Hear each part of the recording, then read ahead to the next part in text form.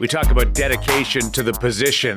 This is an incredible effort by Kevin Woodley to get dialed in for the In Goal Radio podcast. Along with Dan Vladar, the co-founder of In Goal magazine, David Hutchison, it's Kevin Woodley in his car after Canucks availability as we package this edition of the podcast.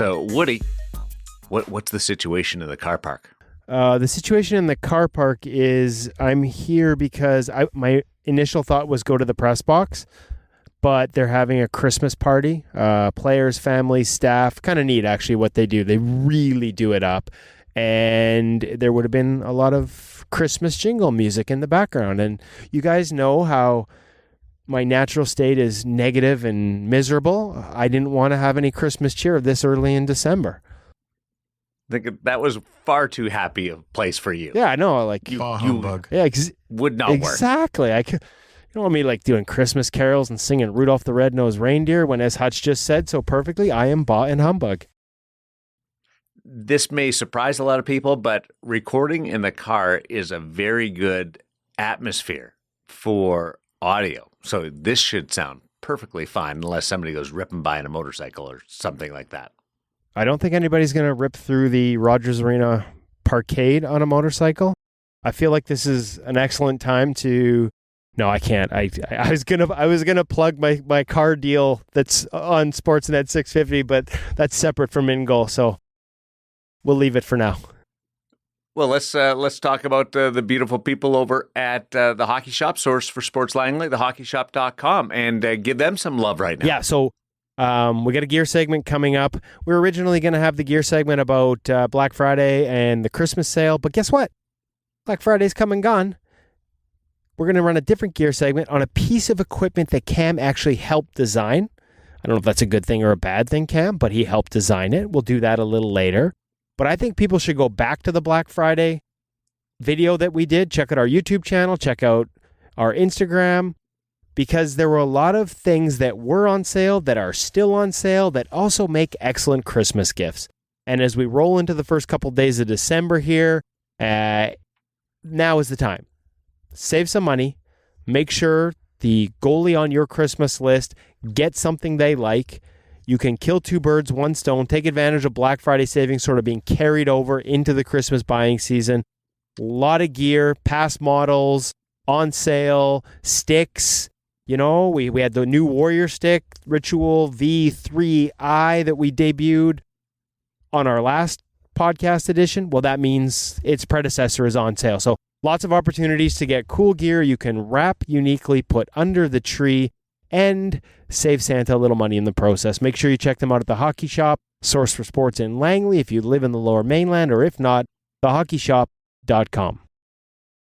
Gear segment on the way. We also have our Sense Arena feature interviews this week. Brian Hayward, longtime goaltender in the National Hockey League, and has now flipped over to the media side and been an analyst for a number of years, and really made a statement on that side of things. And Dusty Nickel, the E-Bug for the Calgary Flames, and he actually got to back up for a game the other night, and he had a real start because there's a player that flew into Dan Vladar early in that game, and all the cameras were focused right in on Dusty Nickel. So fun conversation coming up between Hutch and Dusty as we gear up our own little slant of the holidays with opportunities from the in-goal side, Hutch.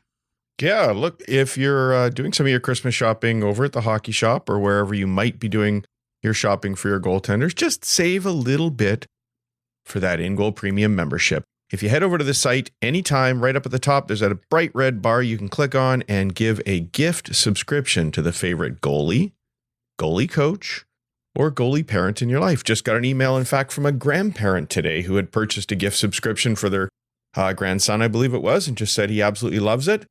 And it's awesome to get feedback like that. So maybe consider a gift subscription to InGoal. And if you're already a member, or maybe you just want to double up for somebody who loves listening to this podcast, there's also a premium podcast channel where, I don't know why you would want to miss listening to Woody and Darren and myself chit-chatting, but if you just want to get to the feature interviews and nothing else, then you might want to consider subscribing to the premium podcast channel. So a couple great ways that you can involve InGoal in your giving this year and help out the goalie in your life.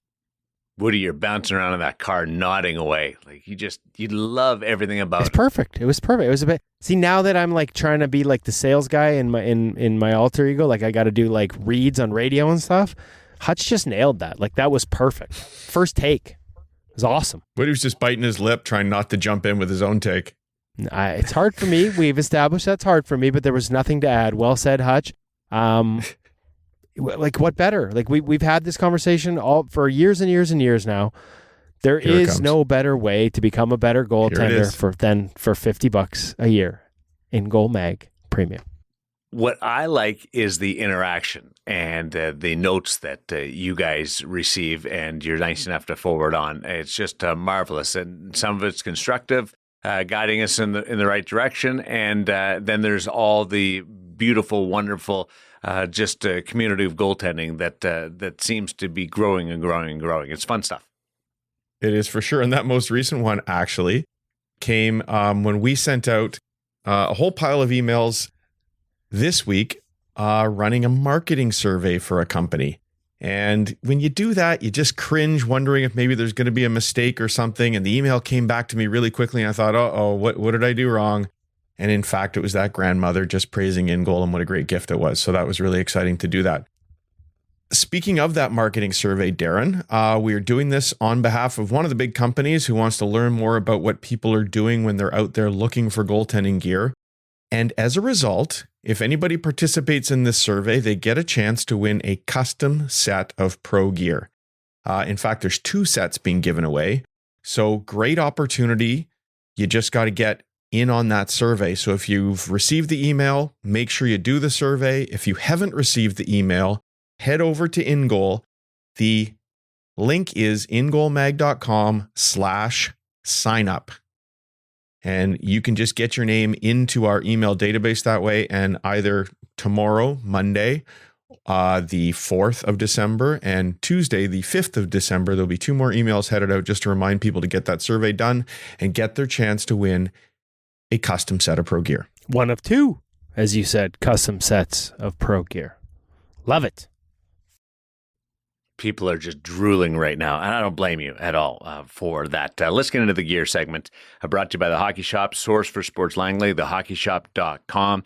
And we're dealing with the inner glove, which I think is a preference, but once you try it, I really encourage people to give it a shot if you ever have the opportunity, because it does give you a real sense of protection, but also added just feel with your glove. Woody. Yeah, I mean, and this one's unique, so I don't want to give too much away, but I think it is twofold, right? Like we've had some other models where it's not just about the extra padding, and Lord knows there are times we could use some extra padding. Maybe you don't want to have a practice glove, or you don't have the wherewithal to have a separate practice glove with extra layers of padding. This one would probably come in handy. I actually picked one up for our good friend Corey Davidson from Polaris up in Kelowna. Shout out to Corey, who had the misfortune of catching a slap shot from a recently retired National Hockey Leaguer with a wicked clapper, not in the pocket, but off the thumb, and is now wearing a giant cast. So, Corey, we got you covered. When you get the cast off, we've got some extra padding to put inside the glove. And I should say he was actually wearing another ex-NHLer's glove. So it wasn't like he was wearing a glove that wasn't equipped to handle the hard heat. But if you don't catch it in the pocket, you're at risk. And that's what this is all about. It's called the Paddle Wedge Trinity. As we mentioned, our good friend Cam had a role in I don't know how much designing, but adding features to it. He was consulted in the process. And it really does add a layer of padding that can maybe be the difference between a bad bruise and potentially breakage. So let's just check in with Cam and get him to explain the rest of how the Paddle Wedge Trinity glove works.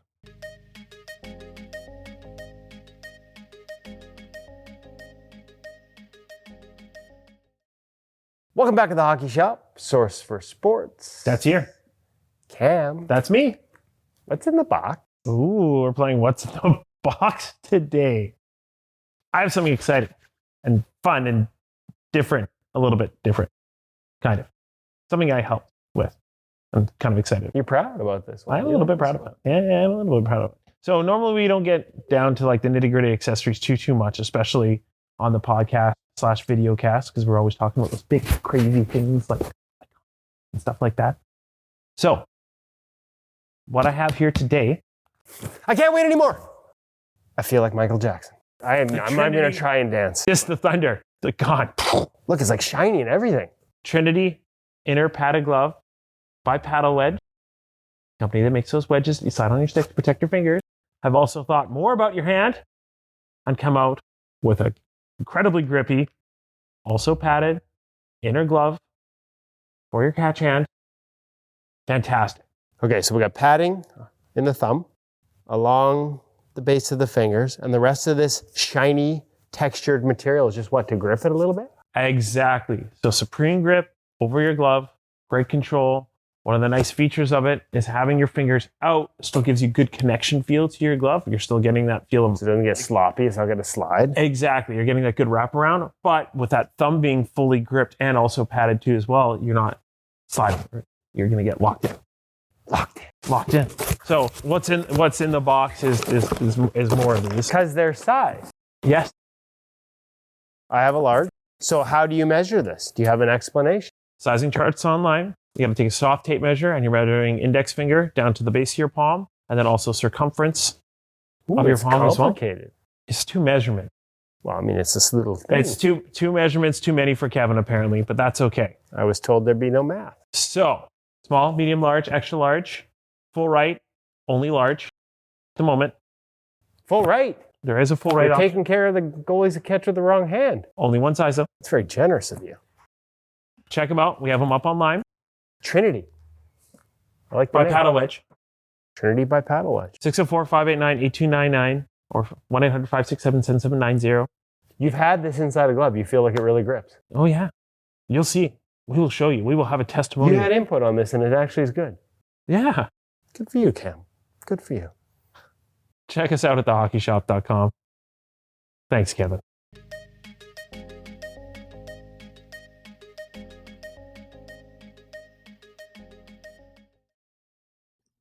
Consulting Cam, designer Cam. Well, the alliteration sounds better, but having designer in your name is pretty good too. Hutch, there's a lot of benefits to this piece of equipment, which it actually is becoming is a piece of equipment. Yo, for sure. You got to check it out on the YouTube video if you really want to get a feel for what this is like, or even better, head over to the hockey shop yourself and try it on. Great gift for Christmas because often goaltenders are looking for something, goalie parents are looking for something that's affordable as a gift, and this is a great one. I also had an email fairly recently from a junior A parent saying, my kid's talking about getting a practice glove, finds that the shots are really hard at his level, and but I just don't know if I'm ready to make that jump and spend another $600-700 on a practice glove. What can I do? And this is the perfect suggestion. So send it along. If you just want to make sure that your son or daughter has that little bit of extra safety as they're facing 100, 200, 300 shots in a practice, this is a great way to do it. Maybe they want to keep it on for the game. Maybe they want it just a little bit more feel in the game and they take it off, but a really nice, affordable way to make your goaltending experience better. And for you beer leaguers out there, I was thinking about just taking it and taping it to my forehead, which is where everybody on my team aimed. Hey, there's an idea. No, I will say one quick thing. I don't think we quite got it in the interview, but after we did that gear segment, I was actually trying to size it for a friend, and there is a sizing chart. I wasn't kidding about Corey Davidson. I picked him one up. There is an actual sizing chart on the Hockey Shop website for this product, but one key you got to think of, you probably want it to fit a little snug, because if it's a little loose, that's, the glove itself, you can have some slippage inside of your goalie glove. So make sure when you're doing that sizing chart, if you're in between, probably err towards the size of the smaller end, because you want it to fit a little snug. Practice gloves. Yeah, the idea of having a practice glove if you're playing junior or maybe in minor hockey at high levels, that's a big commitment, because to go to a practice glove instead of just 2 game models, that's a massive decision with a big cost. Yeah. And to be fair, we might have a lot of goalie parents of young goalies who aren't familiar with what we're talking about, but as you said, Darren, major, junior, pro, NCAA goaltenders fairly routinely order a couple of gloves a season, and one of them is a practice glove, which has a much thicker palm to it. Stiffer material, much harder to close, something you wouldn't use in a game, but provides a lot more protection for those occasional shots the puck doesn't hit the back of your pocket.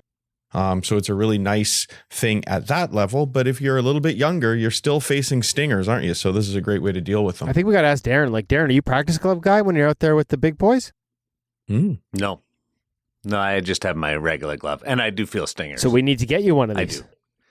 I do. This would be outstanding in the idea of being able to just protect your palm a little bit. It's a great idea. I love the idea. I suck at surprises, but guess what you're getting for Christmas? I suck at surprises too, but I will gladly take anything that protects your hand, because it always feels like you get it in the first drill, and then you got to get through the rest of practice. Oh, and they get worse and worse and worse. Yeah. And then there's something that gets near that spot, and you start just couching it. It's Murphy's Law of goaltending. Like, there's a rule, right? And I feel like this is, like, watch this, Darren. Pay attention, folks. This is Kevin trying a segue. If you just catch it in the pocket, it doesn't hurt your palm. Now, we happen to know an NHL goaltender that actually went into a game and maybe wasn't feeling in the first period like his glove was on fire, like it wasn't, and not that it was bad, but he just didn't feel great about his glove hand. You know what he did in the intermission? He went into the locker room and used Sense Arena virtual reality, set it up in the locker room in the intermission of an NHL game, and had it fire pucks at his glove, went back out on the ice, Joey Decord did, and felt much better about his glove. So there's a segue into our feature interviews and to our sponsor, Hutch, Sense Arena. Some great opportunities from them heading into the holidays. Is there anything I need to add to that? That's a fantastic pitch for Sense Arena. The only thing I'll add is that it's now called NHL Sense Arena, and you can actually go into Joey Decord's locker room as you suit up and get ready to go out and experience that virtual experience as a goaltender.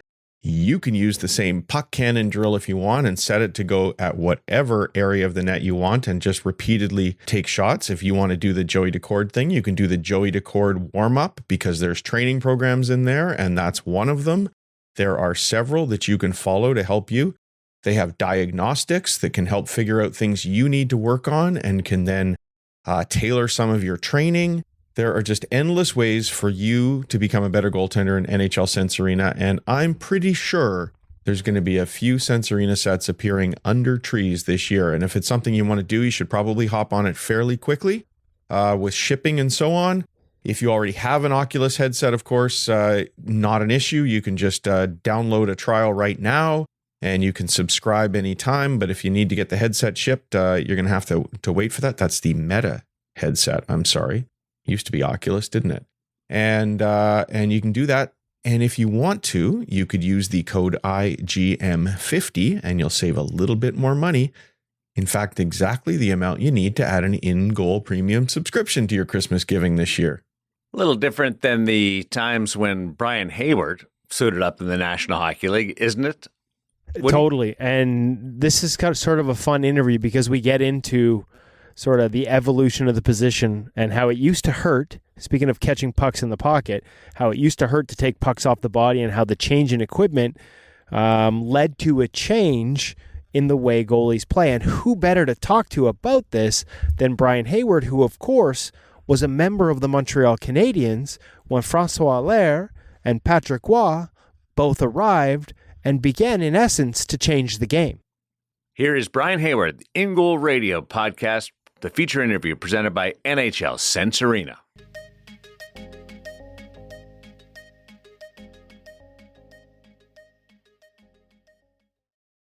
Really excited to welcome to the In Goal Radio podcast a gentleman I've had the pleasure of talking to every time Anaheim comes into Vancouver, but we never sat down for a quick hit on the In Goal Radio podcast. Brian Hayward, 30 years after you finished playing, still enjoying the game as an analyst. I guess, first of all, I'm going to go with just a big generic question. Why do goalies make the best analysts? Well, I think because we see the game in front of us, and I think psychologically goaltenders also can look back at why a goal was scored on them and deflect blame from themselves sometimes and say, well, that guy was out of position, or he didn't do this, and that didn't help the situation. You always feel like every shot is stoppable, but sometimes I think it just helps your own psyche when you can kind of look and say, well, I didn't make the mistake that really caused the goal.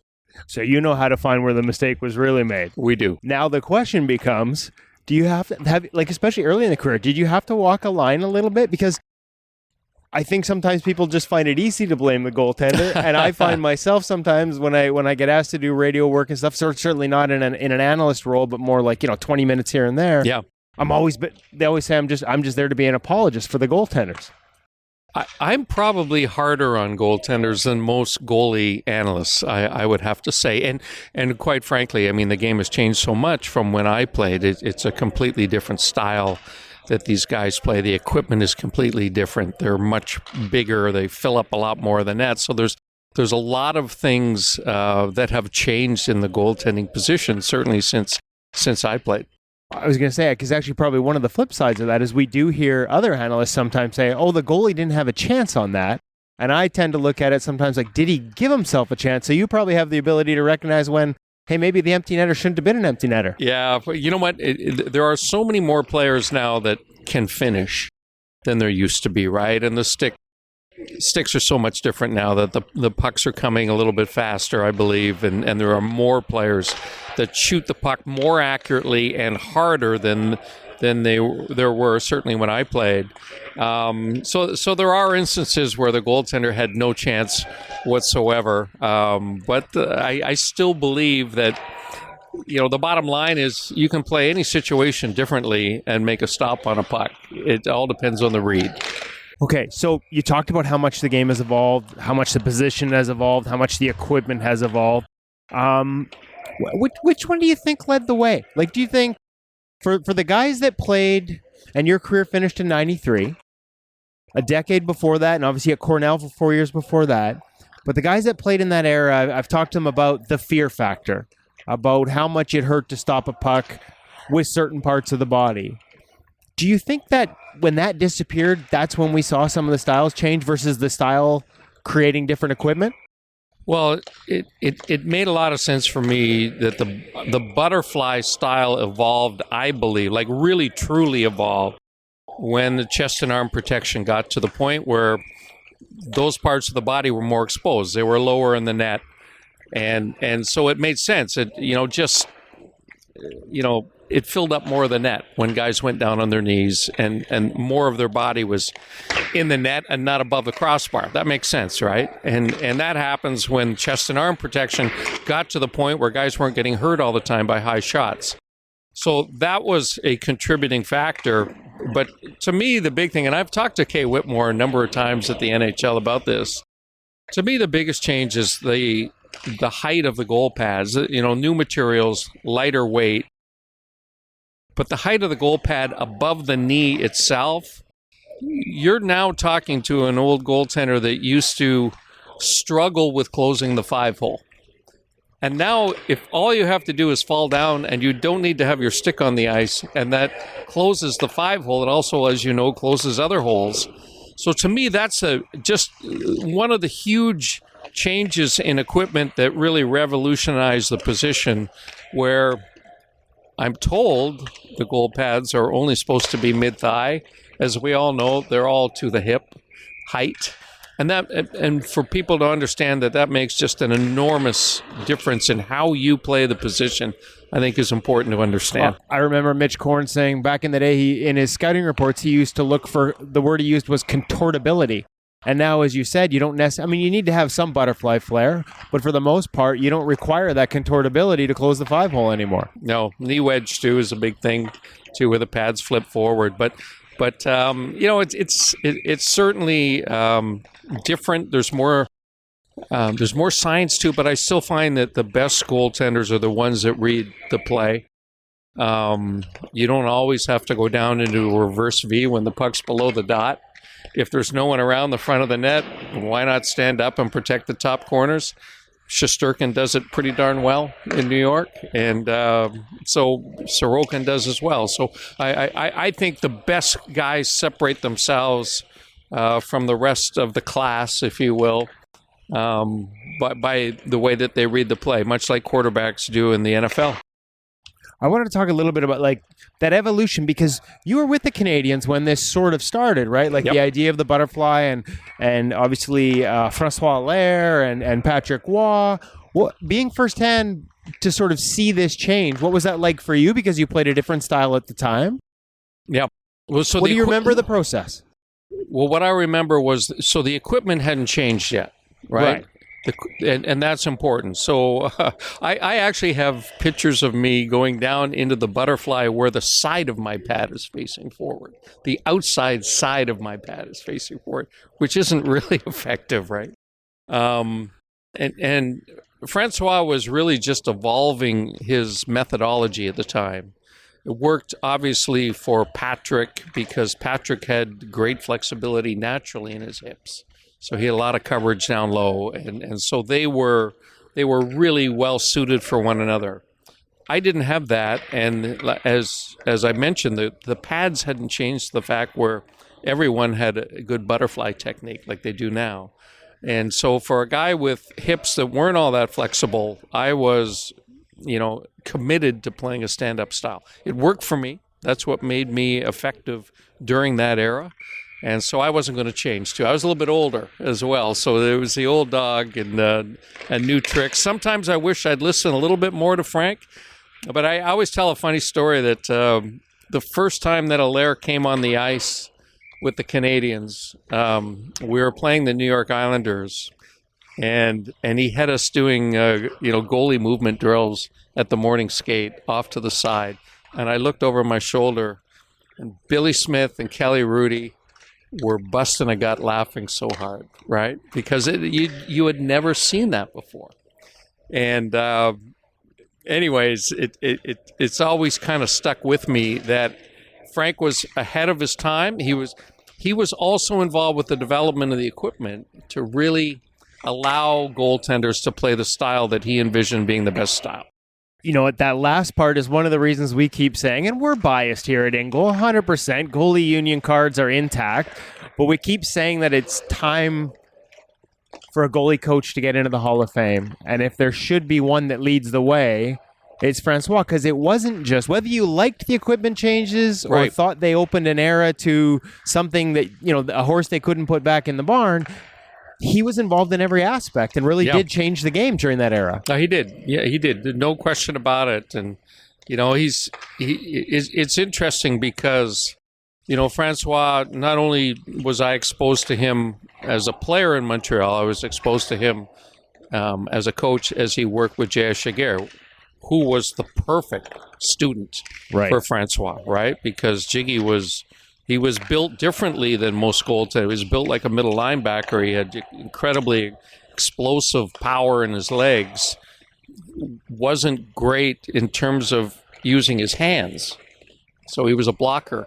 And that fit perfectly with what Frank was teaching. So, I agree. If it's time for a goaltending coach to get in there, Allaire's got to be the guy. What other things have you seen in recent years? You talk about reading the game. Interesting. I think that's one of the things we've tried to do at Ingle. We do these videos with the goalies where they break down saves and what the information they're trying to process in real time. And it always amazes me. I do think there are times where maybe that gets lost a little bit. The ability to anticipate. Back in your day, there was probably a little baiting going on as well. You would show a shoot or something and then take it away. Yeah. Now it's about filling space and contorting your body, as you mentioned, to give yourself the best odds of filling as much space and being as square to the puck as you possibly can. But I do still find that the reads play a pivotal role in now that I think the line is even finer. One save often makes the difference in the end result you get at the end of a game, right? So it's the one that through repetition or through just natural ability or through the reads that individual gets on any given night, they're the ones that become the great goaltenders of this modern era. Your era, the puck hurt. more. But I've had a few goalies, so can't make that comparison. But I've had a few goalies this year say, man, like I feel like the game's never been tougher for us. When you watch offenses and the dynamic nature of some of these young players, you have some here in Anaheim. Different. I would say the game it's different than it used to be. I kind of laugh when I hear young goaltenders say that because they don't know what it's like to get hurt repeatedly in practice and in games. I can't remember the last time I saw a goaltender leave a game because he was hurt by a shot. I honestly, it happens so rarely where it used to be very commonplace, and that has a huge effect in my mind. Are the players more skilled? No question. Are the shots coming harder? And are there more people that can shoot it accurately? No question. But is it harder? I have a tough time believing that. You probably got a few bruises that lasted for weeks and weeks and weeks that would argue different. I have another story, and that's a Jay Shiger story where Mike Greenlay, who was a ex-minor league goaltender, was an analyst in the NHL for many years, was working with us, and he was a radio analyst in Anaheim for many years. And Mike and I both would kid JS about the layers of equipment that he had on. And we used to crack up, and Jay, and especially his knee protection that he wore underneath his pants, it was huge. And I was bugging him one day and teasing him about it. And he said, if I don't have that, I could get a bruise. And we just cracked up and thought, oh, God forbid that you would get a bruise, JS. It really was a different time back then. Can you just to rewind it a little bit as we wrap up? How'd you fall in love with the position? How'd you get started? Well, I think like a lot of people, I was the young guy in my neighborhood. I had an older brother who's 2.5 years older than me. That's one of the more common ones. Yeah, and so they stuck me in the net, and I was good at it. So it allowed me to play with the big kids, and that's why I stuck with it. You know, you had success with something early, and it just kind of went from there. What point did you know it was something that, like, hey, this is, you end up at Cornell, a school famous for goaltending. What drew you there? At what point did you think, hey, this is something I could do as a career? Well, first of all, I was only there because I saw hockey as an avenue to get a good education. And I didn't have aspirations or plans to play pro hockey, but we had an excellent coaching staff there. We had an assistant coach named Lou Raycroft, who was a college goaltender. And I started to have success, and our team wasn't great. And so the goaltenders got a lot of exposure. And I was there with another goaltender that played in the NHL, Darren Elliott. So we were there at the same time and competing with one another, pushing one another to play. And it just kind of evolved and worked out in the sense that my senior year, I had a great year. I was All-American. And all of a sudden, back then, there was kind of a loophole that players that went undrafted. I had missed my entire draft year, so was not drafted. So there was no catch-all for a guy like me other than I was an unrestricted free agent. So All-American goaltender, unrestricted free agent. There were a bunch of teams that wanted to sign me, and I just went down the rosters and said, Winnipeg Jets, I can make that team quicker. So I signed with the Jets, and that's how I ended up in the NHL. And quickly, too.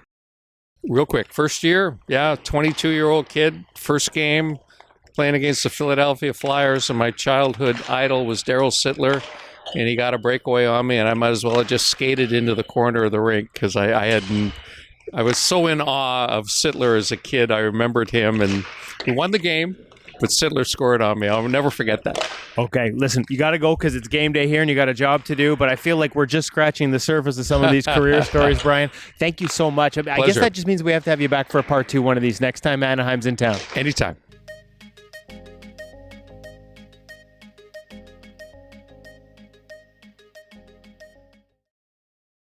Brian Hayward, Anaheim Duck analyst.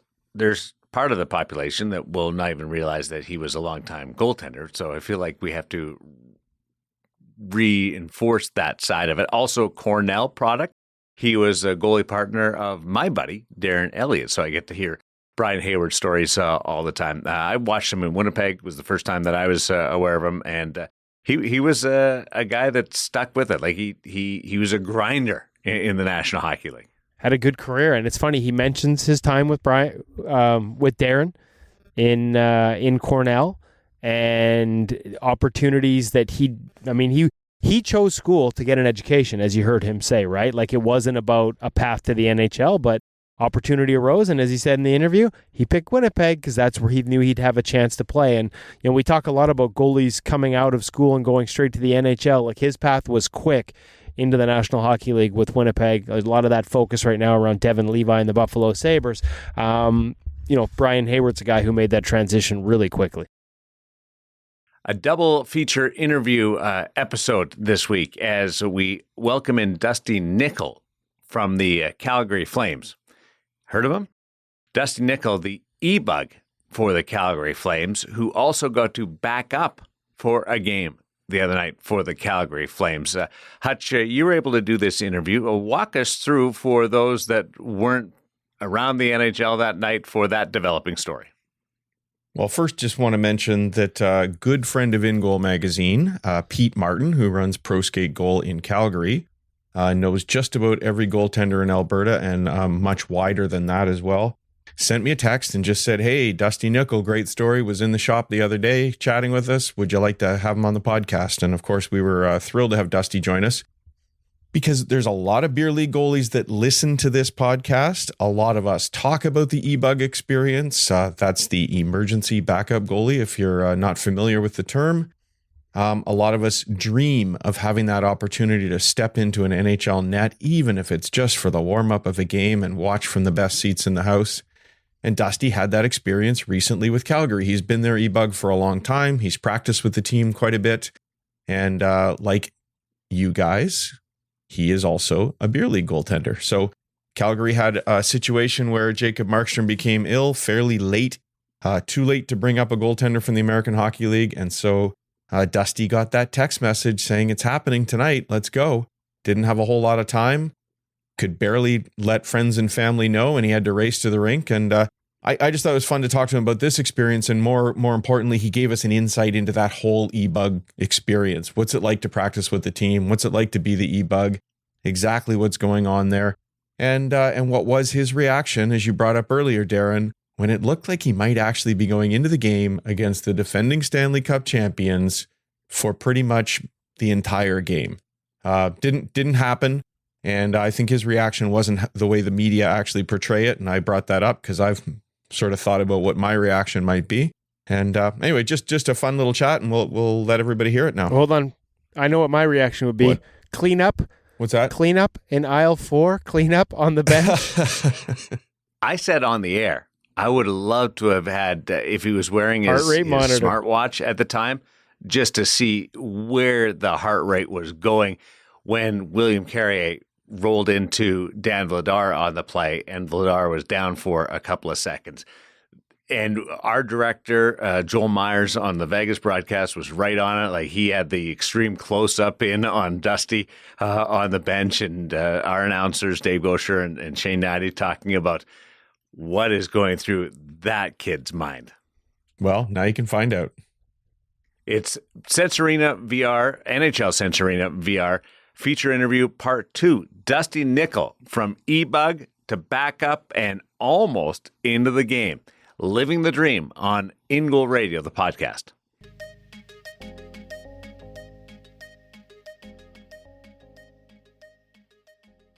I am very pleased to be joined by Dusty Nickel, who had the experience of a lifetime recently, not just being an e-bug in the rink, but actually dressing for the Calgary Flames, which we're going to talk about soon. But before that, Dusty, welcome. And could you give us a little bit of a background of you as a goaltender and how you ended up connected with the Flames?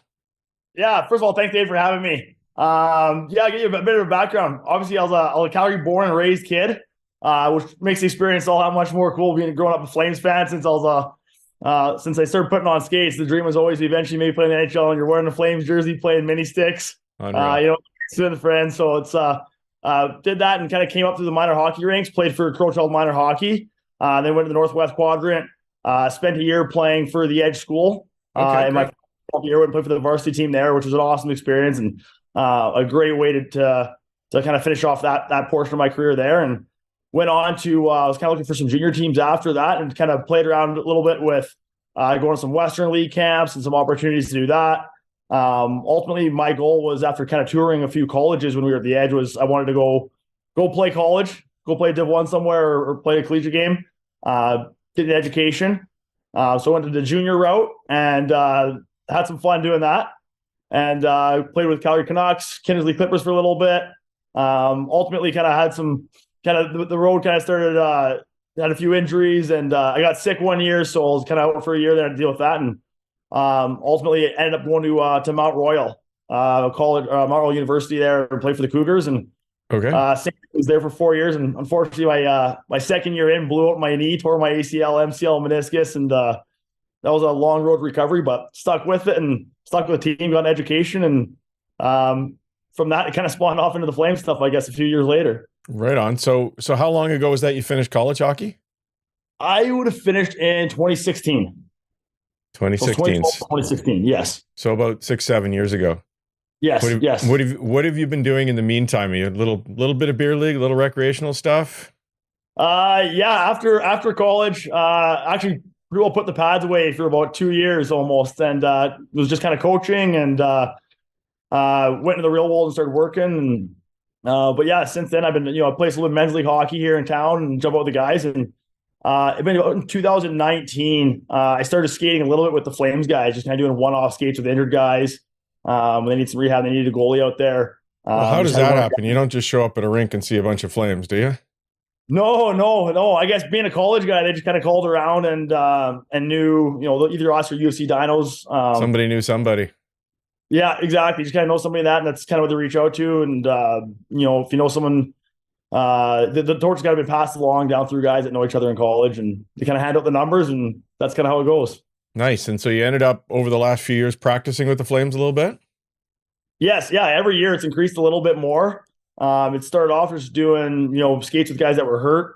We're doing rehab. I just want to get some skills practices in. And then, this last year, it's been a lot more. They've been having me out with team practices. I've out with the Flames, doing like summer skates. I spent kind of a whole summer skating with the guys there. Obviously, Markstrom and Vladar and Wolfie and Dass, those guys, a lot of those are here in town during the summer, and some guys still stick around here. Sure. So we're doing summer skates. I jump up with them doing that. And then with the Wranglers being in town here as well, I'm skating with them a fair bit as well in between. Double the fun for you. Oh yeah. Yeah. So have you been filling that e-bug role in the rink in the last few years as well?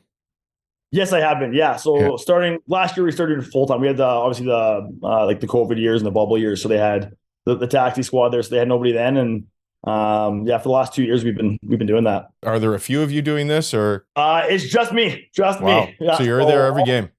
Doing every game. Go to the rink. Usually the standard procedure is kind of about a half hour before the game. I'm going there, and they're awesome. You can jump in there, you can have a meal with the media guys before the game and hang out, and then sit out in the press box and watch the game from there. Where's your gear? Do you bring it in every time? Does it stay at the rink? Sometimes it's at the rink. If I've skated in the last few days, I'll kind of leave it there's another few dressing rooms down in the dome, so I'll sometimes leave it there. Sometimes I'm skating elsewhere at WinSport or playing men's leagues. I got to take it home. So other days it's in my truck. On the days that it's about minus 30, I'll usually pull it into the rink just in case I got to put it on. And for the people who are a little bit new to this, and I know some of the goalie parents who listen will be new, the term e-bug, Emergency Backup Goaltender. You're there as a third in the NHL rink in case somebody gets hurt during the game and they need to bring somebody in, as has happened before. So you're telling me on a normal e-bug night, if you haven't already got your gear at the rink, it's getting chilly in your truck while you're sitting, and you might have to run out to the truck in the event something happens? It has happened a couple of times, yes. Really? Yeah. There was a couple of years ago I dressed for Nashville. Pecorini got hurt. Okay. Kind of middle of the third period, I think it was. And gear was out in the truck. So I just jumped out of the press box, ripped down the elevator, went for a quick little sprint. Yeah. My gear and hold it in. I get pretty good park right at the players' parking lot, kind of right by the Zamboni gates there. So it's not too far. I got to go. Grab it, run in, and start getting dressed. There's no time for a warm up. I can imagine if they actually need you on the ice for something and they're, oh, sorry, we got to wait another couple of minutes. He's running to the truck. Yeah. Now, normally if you're the e-bug and you do have to dress during a game, you don't get to go on the bench is my understanding. But in this case, what happened recently is that you knew before the game. So that changes everything, doesn't it? Yeah, no, just a little bit before the game. That was all. I woke up from a nap and saw the text message from Jason LaBarbera there, and another one as well from Mike Burke.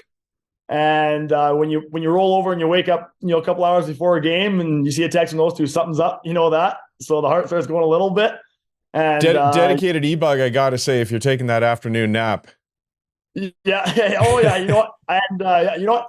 It's I've always enjoyed it, and it's been fun. I think it's just maybe a bit of my nature. It's you want to take the role seriously. You never know when that opportunity might pop up. Never know. And I've even the kids I coach, I always tell them, you're better to be over prepared and not need it than to not be prepared and have to go do that, right? So there you go. So you had what, like an hour and a half of warning or something here? Yeah, probably about that. Yeah. So it was the first text was, hey, just kind of heads up, letting you know that there might be a scenario here. And at that point, I was like, oh, maybe I should, start getting ready a little bit earlier at home. And about 20 minutes later, the next text from Jason was, it's happening. Nice. And that was it. I was like, I was waiting for I'm just kidding. And that never came. And then there was a phone call. He was like, yeah, we gotta, it's happening. Like, you're dressing tonight. Heart's got to be fluttering. It did a little bit of breathing to kind of calm myself. I was like, okay, got to get myself in order here and get myself ready, make sure I'm not forgetting anything out the door, because that'd be a bad scenario otherwise. How many text messages did you have time to send to warn people this was happening? Not very many. I had been texting my dad in the group chat with the other goalie coaches, our group there, and just kind of cruising about some other stuff, and kind of just cut those conversations out. I said, yeah, I got to go. I think I'm dressing tonight, and pretty well turned the phone off after that. Is it different than the other times when you're dressing? Yeah, for sure. And you know what, kind of going through those other times as well, in some ways, someone kind of prepare you for it. You kind of know what you're going into a little bit. You get a little bit more notice here. When you're kind of told, yeah, you got to go grab your gear, put cold gear on, and you got to be ready in 20 minutes. Especially for someone who likes to get a warm up in and get the body feeling good usually before you go do that when you want to play at that level with the guys. For sure. It was nice having a little bit more warning, and I know they were kind of joking. It's a pretty quick turnaround, but I guess when you're used to showing up to the rink for men's league about 40 minutes before and doing it all as an hour and a half was plenty of time for me. Yeah, right on. Are you in the main room with the guys, or do they stick you in a different dressing room? Yeah, they threw me right in the main room with the guys there, so I got a stall in there. I sat beside Dubé, which is awesome. We've known each other for a few years, kind of outside the rinks as well. So it's nice to have a face around that and have some fun with there. And obviously skate with the guys multiple times. It wasn't like you're walking in a room and seeing a bunch of guys you didn't know. Right. I still got a pretty good chuckle when I walked in the room, and we're all smiles and having some fun with it. So what percentage of it is them being nice to you, and what percentage is it that they already know you, so there's maybe a little chirping going on? It was pretty good. The guys were having a good crack about it. I think somebody threw my name up on the board for $100 without me knowing. So I don't know what the payout is on that yet. I'm going to follow up on that one. So it was a lot of fun. But, some guys, once I got there, they're already kind of going through their pregame. And kind of pregame routines, and I kind of got in there and just threw my gear in the stall, and they had video session coming pretty soon, so I kind of grabbed my undergear, and I didn't want to be in their way doing that, and ripped over to a side room and kind of threw my undergear on and floated around for a little bit, and kind of after the game, I couldn't remember where I put anything afterwards. It's such a rush. Really? I couldn't remember what room all my clothes were in my phone or nothing. So not enough time for sewer ball with the boys before the game. No, we got a little bit of sewer ball in too. Yeah, we got a little sewer ball and a dynamic warm up in, and but it was we got there and I had a pair of blue pants still from Mount Royal Cougars days, and the guy looked like, yeah, you can't be going out there in blue pants. We got to get you something else. So they went and grabbed the trailer. Like, can we get Dusty some real pants? And so I went out and came back, and they brand new pair of pants. I had to borrow they're actually Wolfie's pants that were still in the dome. They were brand new ones that he hadn't worn yet. Oh, geez. Worked out well that we were both the same size, at least. And they're a little stiff. And obviously, whirlwind of it all. Then on top of it, they're saying, hey, throw in some new gear. You're scrambling. Now, what about Like, what about the pads and gloves and everything? Because the NHL normally approves those. The little bit of leeway for the e-bugs. I think they do, yeah. So, so all that was obviously mine there, but I don't think we have time to deal with that part of it. Okay, so you get out there for the warm-up. Probably the biggest crowd you've ever played in front of. What was the biggest crowd you had played out in front of when you were in the AJ or the SJ or whatever? It probably would have been around that 3,000 somewhere mark, probably somewhere in there, and some of the junior rinks. We've had the college games at the Dome there too. Where there've been some pretty big crowds, but nice. Definitely a little more intense when you got the buzz all around it. A little brighter, a little louder. Yeah, I think that was kind of the first moment. Once I got to the rink and you do your off-ice work, you get moving. I was more excited. I wasn't even really nervous, just excited to go do it. It's just kind of having some fun with it. Yeah. And got the warm-up in the dressing with the boys, and the tunes pumping, having a good time. And then that first moment when you kind of walk out the tunnel and warm up, and I've walked through that tunnel multiple times in practices and other events and whatever else not, and it's a little different when the lights are down and the tunes are blasting. You come out and the crowd's there. When you walk out, you kind of pinch yourself a little bit, and everything gets a little bit blurrier. That's for sure. Yeah, no, I'm sure it does. And then how about the warm-ups? Like, what's that like? You just trying to stay out of the way, or do you feel comfortable out there and just doing your thing? What's happening? Yeah, I mean, those guys, it's every NHL team, they have their warm-up routine, and it's like clockwork, right? Guys know where they go, and I'm kind of like a bent piece out of shape out there, not quite sure where to be. And there's no playbook. No one really kind of told me anything, what was going on. It was just all so fast. And the goal was just kind of stay out of everybody's way. I've watched warm-ups from above, so I kind of knew what was going on.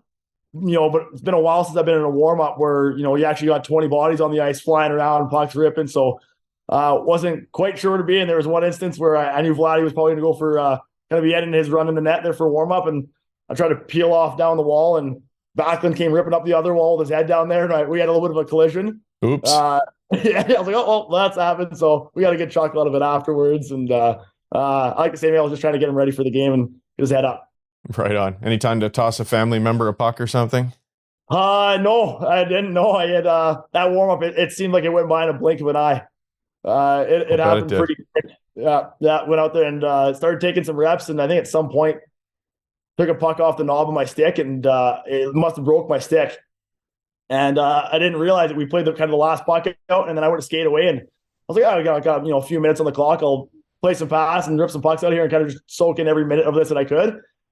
And went to kind of grab the top of my stick, and I dropped my stick, and I was kind of a little embarrassed at first. I was like, oh, I'm dropping my stick and warm up here. Like, this is bad. And I looked down, I couldn't find the other half of it. So I just kind of picked it up and shrugged. I was like, okay, well, I guess we're warm up's over. And I just took off and went down the tunnel. Oh, that's funny. I hope the team helps you out with a stick or two. Yeah, I got it installed. They found me some sticks from the back, and I quickly taped those up, make sure I had them ready for the game. Right on. So the game itself, I'm just going to read you something from the Calgary Sun. And I'm sorry, I apologize, I don't have the writer's name. It was barely 2.5 minutes into the game, and Dusty Nickel was sitting on the Saddle Dome bench, staring at Dan Vladar, hoping and praying the Calgary Flames goaltender would get up. Now, I've heard variations of that about your story and about several other stories, including one that happened here in Vancouver many years ago. And I'm kind of thinking in the back of my head, I want to call BS on that, because I'd probably be sitting there saying, I hope you don't get up. You got nothing to lose. They're probably supposed to put 20 by you if you do get in there. Yeah, so you can't lose. You want your experience. So come on, there must have been a little bit of you thinking this is going to be cool. Oh, absolutely. It was, it just, there was so much coming at me in the moment, and guys were like, oh, I thinking I was nervous or panicking. And I can, say hand on my heart, it wasn't really a nervous or a panic. There was more of a disbelief. I think of just kind of like, you're finally, after everything's going on, you're like, hey, I'm just soaking everything in. There's just so much stimulation, right? You're just, you haven't really gone through a routine of thinking, hey, I'm playing a game. You're just really just trying to be there. And, again, like I said, try to stay out of the guys' ways and just really soak in the moment. And then that kind of happens. You're not really mentally thinking you're going into a game. And Vladdy took a pretty big bump there. And one of the guys said, and I heard the guys beside me started screaming, Dusty, get ready. So I kind of looked over, and to be honest, at this point, going back to, I warmed up and the guys asked me if I wanted to sharpen my skates before the game. I was like, no, I don't want to be maintenance. Like, we're all good. And then I went for warm-ups, and I was like, edges were feeling a little bit duller. Oops. Yeah, so I was in the room with the Y tool trying to sharpen my skates, and Rasmus Anderson was looking at me, and he was like, the guys can sharpen those for you if you want to, right? I was like, no, I don't want to be a hassle. Like, they have more important things to deal with me. And then so in that moment when Vladdy got hit, I was kind of looking, I was like, I think I probably should have got my skate sharpened before we got into this, right? So, you'd be excited to play a game for sure. 57 minutes to get to defending Stanley Cup champions. When you've been given an hour and a half notice, and a little bit different, you're starting to think like, okay, well, this could be interesting. For sure. And obviously there's a part of you hoping for the team that Dan was getting up, but I'm sure excited. Yeah. It would, the last 3 minutes, if it was the flip flop the other way around, and there's an opportunity, you didn't have a whole lot of pressure, that would have been awesome. You definitely want the guy in there that's going to be giving you the best chance to win 2 points, though. 100%. It was a heck of a game for Dan and for the team, wasn't it? He played phenomenal. He was an absolute. He was battling a lot. I mean, obviously not getting a lot of warm up. A lot of warning himself. I know we got kind of a bit of a bag skate in the morning too. So he was pretty exhausted going into that. And then, maybe the best thing that happened there was when he did get that bump. There's no better way to get into a game and wake you up and be in it. And he was just, I didn't even want to talk to him. Like, what do you say to the guy between the breaks and all that?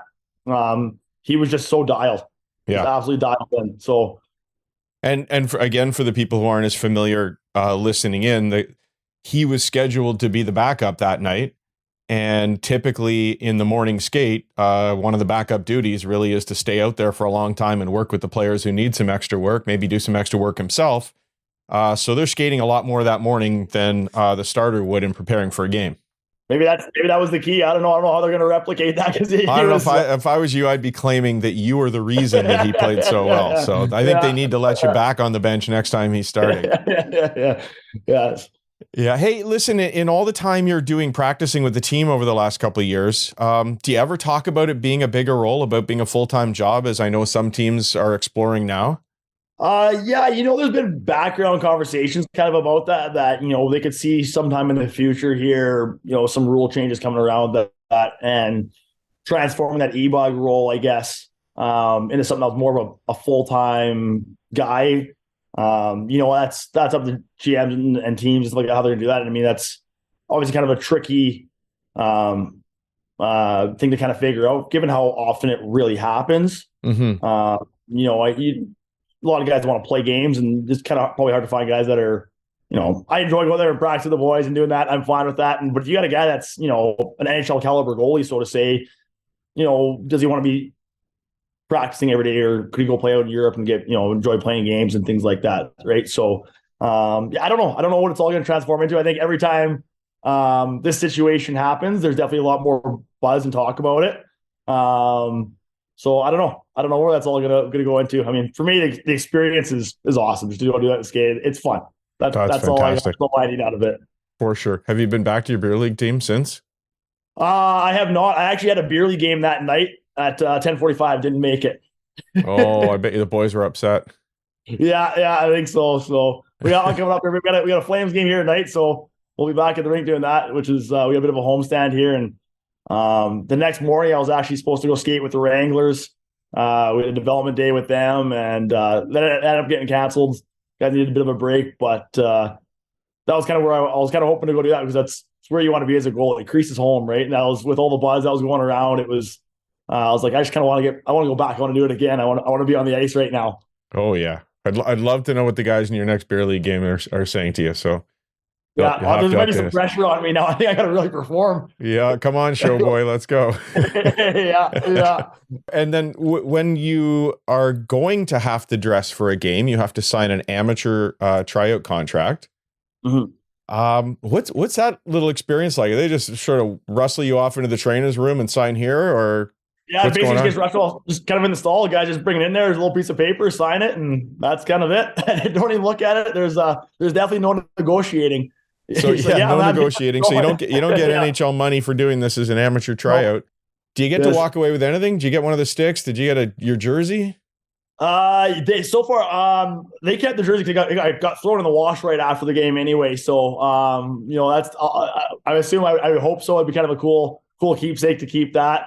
Obviously, the sticks, I broke mine, so I had to take those ones if I was going to go play anywhere else again. So I had to take the sticks and got a sweater, the hat, and they were kind enough to give me the official roster sheet that was submitted. So awesome. They still have it in their possession now. I think they're going to kind of frame it up and kind of make it look all nice. So right on. Maybe they need to keep the jersey just in case for another time this year. Maybe just in case, yeah. Was there one or two things that surprised you about the experience? And I know you've been around this before and you've seen it, but was there anything unexpected about the whole thing in a good way that maybe you didn't think was going to happen? You know what? It was just such a whirlwind. The whole thing was just such a, the whole event was a surprise for sure. Yeah. And just to soak it all in. You know what? To write the script the way that it was could have been better. The suspense of it all, the Stanley Cup Champions coming in, Vladdy getting run over a few times, kind of having that maybe we're going this way. Great goaltending duel. You got, it's a cool storyline, I think, with 3 Calgary-born goalies. It's surprising that, neither of us, I've never crossed paths with them before until that point. So kind of interesting there. And then obviously overtime, late win, get out, jump out the celly like that. I don't think you could have written a cooler script for it all. Pretty awesome. Did you get to go out with the boys and have a little celebration afterwards? It was a Monday night. We all thought we were skating in the morning. So no. I can admit I didn't get much sleep that night. That's for sure. So I bet you didn't. Pretty amped up, and but no, nothing crazy after the game. Just hung out with the boys in the lounge there afterwards, and had a little dinner in the dressing room, and enjoyed it all. Fantastic. So when you're not being an emergency backup in the National Hockey League or a practice goaltender, you do some goalie coaching. Can you tell us about that? Yeah, so I've been goalie coaching since I was kind of 15 years old. I started coaching. My goalie coach since I was about 9 years old. You guys know him, was Eli Wilson growing up. So Eli was my goalie coach for multiple years, for a long time, and works with my son every year. Yeah, there you go. So we've chatted every now and then still, and so used to work with him when I was really, really young, and now we're goalie coach at a company here in Calgary called Apex Goaltending. So there's 3 of us: myself, Mike Berggren, who's the goalie coach here for the Calgary Canucks, the junior A team here, and he's got a background coaching in the Western League and been around for a while. And there are partners, Theo Zubot, who's the Calgary Hitman goalie coach. Okay. So the 3 of us run our programs here and work with the associations and young kids, everywhere from beginners to the junior kids, the beer leaguers, and the pros, and some of the national program goalies as well. So we got a wide range, and it's fun getting out to do that. And I've run into some of the few kids at Pro Skate there. I've jumped into the CP yesterday, and there's a few of the kids there that I've coached before, and it was cool to see them all. Fantastic. Well, if anybody in Calgary wants to find out more about the e-bug experience and wants to learn from a great goalie coach, check out Apex Goaltending then. Thank you, Dusty, so much for sharing a little bit of your time, for sharing your story. Congratulations. And I do hope you get to repeat the experience. I think that would be awesome. Thanks, Dave. Appreciate it.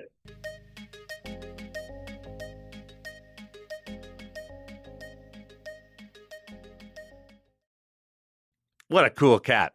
Love hearing Dusty. And he's not just the kid fresh out of college. He's paid his dues. He's got back into the game. He's done all these summer skates and the rehab skates with guys and the practices. And he's just in that sweet spot of life where he's still connected to the game, and so happy for him. And what a wild experience. What would your reaction, Hutch, have been if the starter goes down 2.5 minutes into the game? Are you thinking this isn't right, or bring it on? I think a little of both. I think it's possible to hold 2 thoughts in your head at the same time, and there would have been a part of me that would have been nervous. Absolutely. But there's got to be a part of you that's excited for an opportunity that's otherwise not going to happen in your life.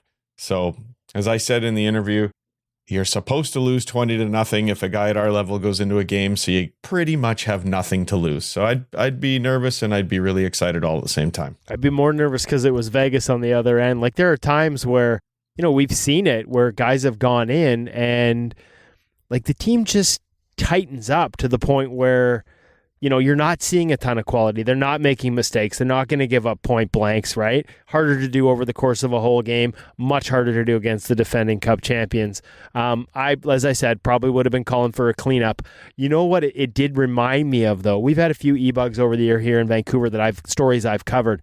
And I think my favorite is the immortal Chris Levesque. And for those that are hearing that name for the first time, go Google it. He basically was the third stringer at UBC at the time. And I can't remember, Dan Kluche got hurt in the morning. They couldn't get the backup because, of course, their farm team was it wasn't even Utica. It was like somewhere back east. Chicago? No, it predated Chicago. There was, I think it was Syracuse at the time. Anyways, couldn't get him in time. Kluche was hurt after the morning skate or at the morning skate. And so, there's a great backstory of how, this kid was studying for finals, Chris Levesque, and his team, they needed him to go to this. He's the third stringer. He's not playing at UBC. I don't know if they had a game or something that night, so it had to be him, or if the rules were different at the time. But anyways, they had players looking all through what we call the stacks, the university sort of library stacks where people would go to find quiet spots to study, to just basically find this guy. He gets to the rink, he's in there, he takes the warm-up, mismatched equipment, everything. And I don't think it was as early as this one with Dusty, but Johan Hedberg was the goalie that night. He comes out near the blue line to try and win a race for a loose puck and play it, and there's a massive collision. Massive collision. And the cameras pan to Chris Levesque on the bench, and dude is chewing gum like gum has never been chewed before. He is working that stick hard. And I can't remember, I think it was Mike Keane was the player on the bench, just looked down at him and just screamed, "Don't worry, kid, he'll get up." Well, he did get up after a bunch of nervous moments. And so most people think that's where the story ends. What people didn't realize, and most forget when they retell it, Johan Hedberg actually broke his wrist in the collision. But there was no way he was putting that kid through this at that time. I think it might have even been against the Pittsburgh Penguins, who were, don't know if you've heard, a bit of a wagon. And so, yeah, just one of those things where, as much as, the story I think is even better once you realize that Johan Hedberg kept playing through what ended up being a fracture in his wrist, because he wasn't going to put the kid in that situation. I did not know about the fractured wrist. That is gutting it out. Wow. So here's two stories. One is recent. One is old school. And I'll go with the old school one first because it relates to the Calgary Flames. Mike Vernon pulled on a Calgary Flame jersey in a regular season game for the first time as an e-bug, because there was a game in Calgary and the starter or one of the two goaltenders got hurt during the early part of the game. They're down to one goalie. Don Whitman is on the call on Hockey Night in Canada and says over the air, Mike Vernon, who's playing for the Calgary Wranglers at the time, Mike Vernon, you are to come to I think it was the old rink. They weren't in the Saddle Dome yet. And said, you're supposed to come, grab your equipment, come down, and the Calgary Flames need you as a backup. And he was watching the game and drove over and ended up backing up a National Hockey League game by way of the page system on the actual Hockey Night in Canada broadcast. That's awesome. I've never heard that story. Cool. That is incredible. It's also a good reminder we need to get Mike on the podcast, damn it. Yes, exactly. He tells that story so perfectly. And the other one is the Washington Capitals were in Vegas the other night, and they went through a warm-up with one goalie because Charlie Lindgren, I believe both goalies were under the weather, but Charlie Lindgren was really not feeling well. He was back at the hotel. And Darcy Kemper was the only goalie in warm-up because Hunter Shepard was recalled from the American Hockey League and did not get to the rink in time. So he didn't get any type of warm-up. He would have, if he had to go in that game against the Stanley Cup champions, he would have gone in at some point without any warm-up at all. Not just cold, but like fresh off a transcontinental flight. And I was watching the warm-up as we were doing our show and thinking, I can't remember the last time I watched somebody go through a warm-up with just one goalie. Sounds like Hunter Shepard needs Sensorina in the dressing room just in case. Maybe. But that was it was just weird knowing that it was just Darcy Kemper on the ice for that pregame warm-up.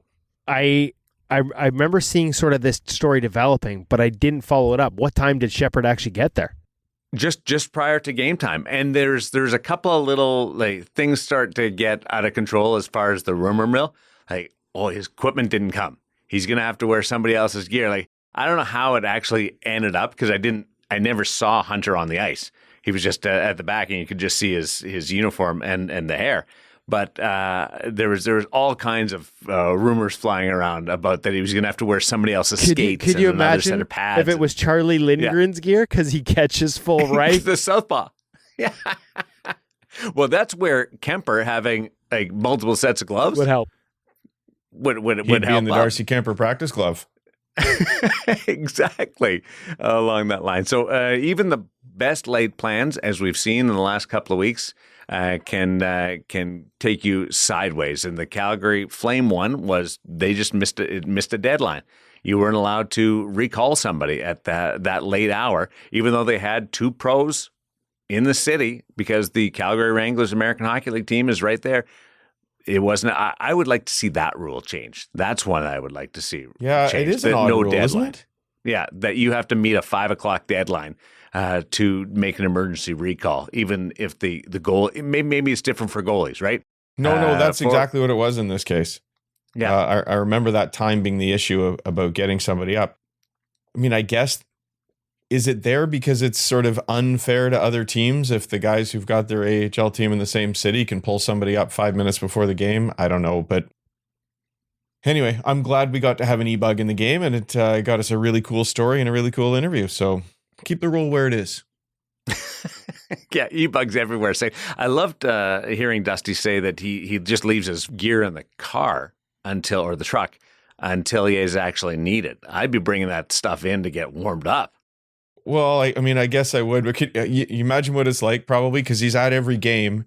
It probably came in with him for the first 3 or 4 in hope that he might need it one day, and eventually it's just a drag hauling it in from the truck if you don't need it. So we'll leave it out there. And I would love to see that situation where he's got to run out in mid-game, as he told us he's had to before. I was just gonna say, I want to know how far away they make him park that truck with the gear in the back. No, it's close. No, he said it was close. He said it's by the Zamboni door, so at least he's got that. Because here in Vancouver, where parking is at a premium, I would like to note that the e-bugs in Vancouver, I always see them with their gear leaving the rink after every game because I have to go around the tunnel where they exit, and they've always got their gear with them. My hunch is they don't buck up for parking in the building or under the building, and these poor guys have to haul it in from way down the road, and that's why they bring it up.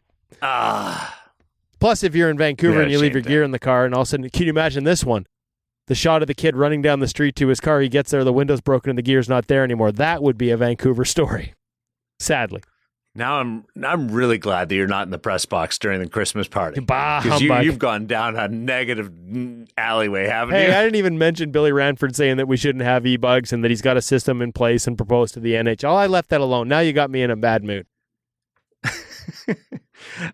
Great to catch up with you guys. Thanks for the great stories from Brian, Hazy, as DE calls him, and then Dusty, and just having a Dusty in the building on the broadcast the other night, being able to talk about him was cool. And I fully acknowledge when I went through his bio, I looked at Mount Royal and I thought he was fresh out of college, and then I realized he's 32.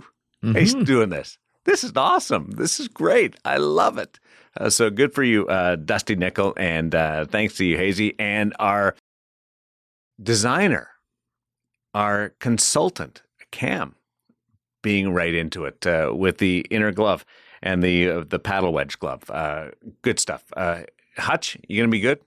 You going to be good? We're leading into Christmas here. I know it's busy for you. You got a lot going on. And I just wanted to do a wellness check with you to make sure that you're chipper and you're happy, because the other guy, I've given up on him. Still smiling, buddy. Still smiling. Don't worry.